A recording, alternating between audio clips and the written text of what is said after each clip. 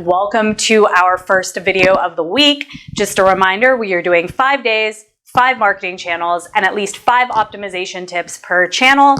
So before I get started, we will be posting these videos across all of our social channels, Facebook, Instagram, LinkedIn, as well as on our YouTube channel. So if you want to make sure that you don't miss any of them this week, head on over to YouTube and be sure to subscribe so that you get a notification when we post a video each day. So we are going to get started off this week strong with probably what might be the most important marketing channel of the moment, your Google My Business listing.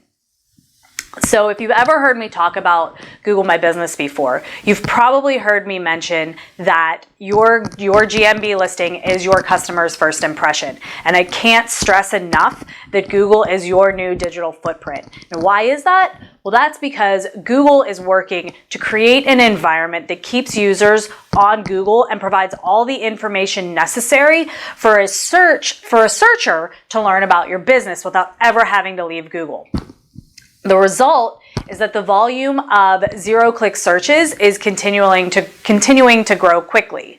So what is a zero-click search? A zero-click search essentially means that the searcher was able to find all the information they needed without ever clicking through to a website, resulting in no click. So as I mentioned, these types of searches have been increasing over time, and we're now seeing approximately 50% of all Google searches resulting in 0 clicks.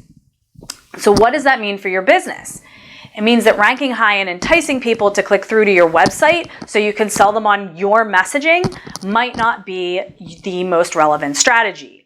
That's not to say that your website and SEO is not important. Those are still very important channels. What it is to say is that the search landscape is changing and that we need to adapt our strategies to change with it.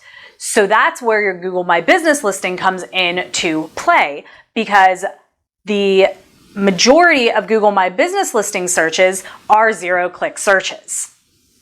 That means that your listing needs to do a thorough and fast job of selling your business. So my goal for today is to give you tips so that you can make a business listing that is rich and is as informative as possible. So I'm not going to get into a lot of the basics about claiming your listing or adding, your general contact information. What I want to focus on are tips that will help you pack as much information as possible into your listing to convert business. So I actually have 7 tips for you today instead of 5, just because there were a couple basics I wanted to touch on, but I also wanted to make sure we got through all of the different features and benefits and the things that you can use in your Google dashboard to really build up that rich content.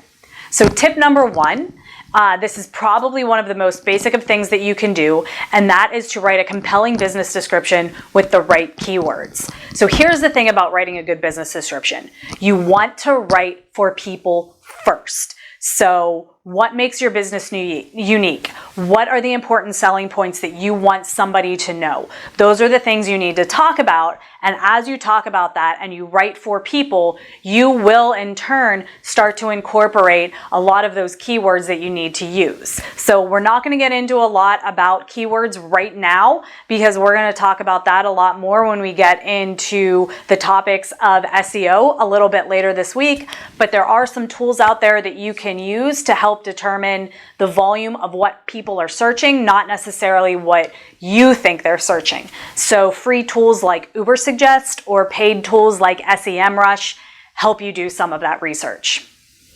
Tip number 2, and this is another kind of obvious one, is make sure that when somebody's clicking on the web link from your Google My Business listing, they're being directed to the landing page for that facility. So what does that mean? For a multi-facility operator and website, that means for each one of your individual Google My Business listings, make sure that that web link is not going to your home page, but to the page that has your unit pricing and availability on it, because at this point, the searcher has already gotten all of the information they need, and so now they just want to make their buying decision, and they want to be able to rent and reserve immediately, so direct them to that page. What that means for the single facility operator is make sure that that web link directs people to the page that has your unit availability and pricing on it. Because same thing, you don't want to direct them to your home page and them have to try to dig through your website to try to find the information they want to convert. Tip number 3, add products. So this is a newer feature in the GMB dashboard, and it allows you to add products. This includes product types, images, pricing, descriptions, and links. So you can display unit types, unit sizes, retail merchandise, truck rentals, whatever it is you are selling in your store, you can put on this section of your Google My Business listing. So essentially, you're able to put the same information that's on your website and put it on Google My Business. And so now they're doing the same selling with your messaging just on the Google platform. So a couple things to keep in mind. An image is required, so you have to have some type of image related with the product that you are putting on GMB. Price is not included, which is actually a great thing because there is no way to tie this feature into your property management software. So if you put pricing on there, you have to update everything manually. Don't skip the description. Remember, this is just another place that you can build in some of those keywords, load your listing up with information. So let people know what can fit in the different spaces, and use this space to really beef up your listing. And then finally, don't skip on those specialty products. So covered parking, oversized RV spaces, warehouse spaces. Use this as another place to advertise the different spaces that you might have on your property.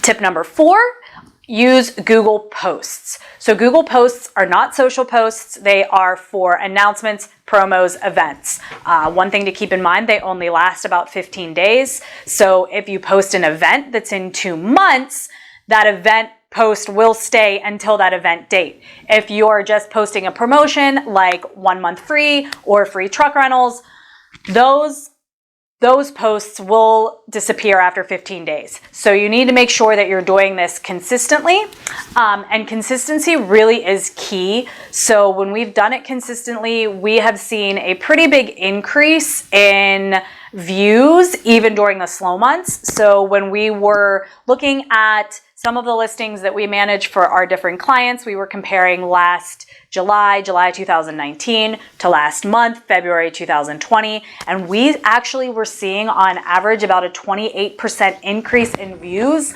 on Google Posts. So right now, the goal is to try to drive that incremental traffic, and Google Posts are definitely helping to do that. Tip number 5.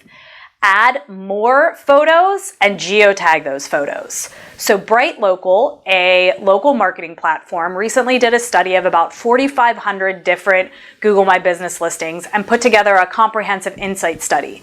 The only piece of the study I want to talk about are the photos. If you want to read the whole study, there's a lot of great information. Just go ahead and Google Bright Local, Google My Business Insight Study, and you'll find the study with all the information. So one of the statistics that they shared is that the average number of photos per listing in the US is 11. They also broke it down by industry. So knowing that the average number across all industries is 11, the closest industry that I could find for storage was real estate. And in real estate, they were showing an average of 10 photos. So go take a look. How many photos do you have? Are you below the average or are you well above the average? Google also reports that businesses with good photos receive 42% more driving direction requests and 35% more click-throughs to their websites. So really, in the end, more photos means more interactions. So get out there, take some photos of your property, get them loaded, and make sure that you're driving more traffic. So the other piece of this tip that I wanted to touch on was geotagging your photos. And basically that means capturing the GPS information in latitude and longitude of exactly where that photo was taken. So why do you want to do this? What we've found is especially for locations that compete with each other, or that are owned by the same owner, or locations that are right on a town line. So your facility might be closer to town A, but has town B address. So when you geotag the photo, now Google knows exactly where you are, and all Google My Business searches are local searches. So those people that are searching for you in that radius where you do business are now going to be able to find you, because it's no longer just going off of your address. It's now going off of your exact pinpointed targeted location. The one thing I will warn against, we have seen the negative effect take place when we've geotagged photos. So just be sure to watch your traffic. Make sure that your traffic is increasing and not decreasing. If your traffic is decreasing after you geotag your photos, you may want to go in and remove those geotags and allow your photos to run the way they were before. Tip number 6, the request a quote button. So I've heard this mentioned a few times over the last couple of months, so I wanted to touch on it. It is a great feature and it gives you a much quicker connection to a customer, but the one thing I want to clarify is to have the request a quote button on your listing, you have to download the Google My Business app to your phone and then enable messaging. So request a quote does not mean that the customer is getting redirected to your website to show your pricing and availability. It literally means that they're going to be talking to you through text or a chat feature. So when they click on request a quote and submit a message, it's going to come through to you on your phone as a notification. So the one reason that this might be really great right now is if your managers are working from home, if they're not necessarily at the property every day. This is a great way to really be able to still communicate with people that want to potentially rent storage. So one other thing to keep in mind is Google did say that you have to respond within 24 hours. If you don't respond to a message within 24 hours, they will remove your ability to have the request a quote button on your listing. And last but not least, tip number 7 is to add question and answers. So add frequently asked questions to the question and answer section of your Google My Business listings. So your customers can ask questions and you can go in and answer them. The one thing to also note is that other customers can answer them. So just like reviews that you need to monitor your questions and answers. There is nothing that says that you as the property owner cannot go in and put questions and answers in to share more information about your facility.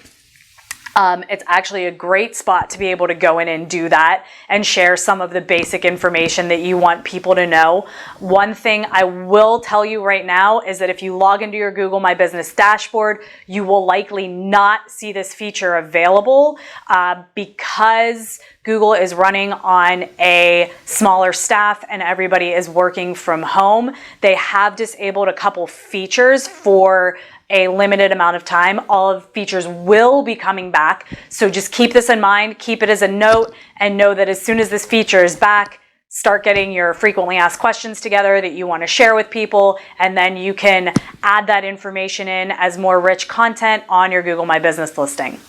So one last bonus tip that I wanted to mention is to create your GMB short name.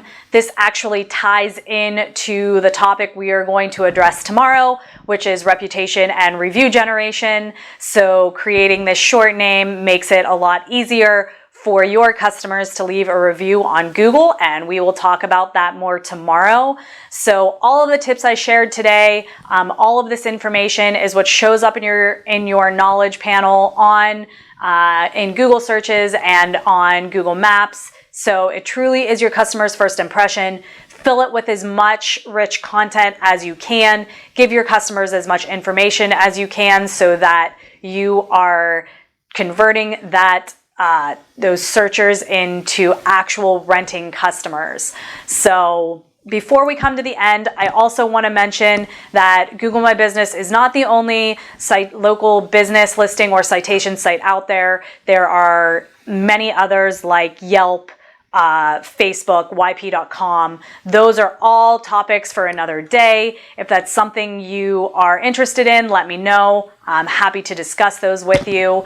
Otherwise, get out there and get optimizing. Tune in tomorrow. As I mentioned, we'll continue the discussion talking about reputation management and review generation. Finally, one last thought. I did decide to throw in a bonus video, so there will be a 6th video talking about data and tracking, because what's the point of doing all of this if you don't know if it's working for you? So as always, if you have questions, please leave them in the comments below. We'll be happy to get back to you. Thanks for watching, and we'll see you tomorrow.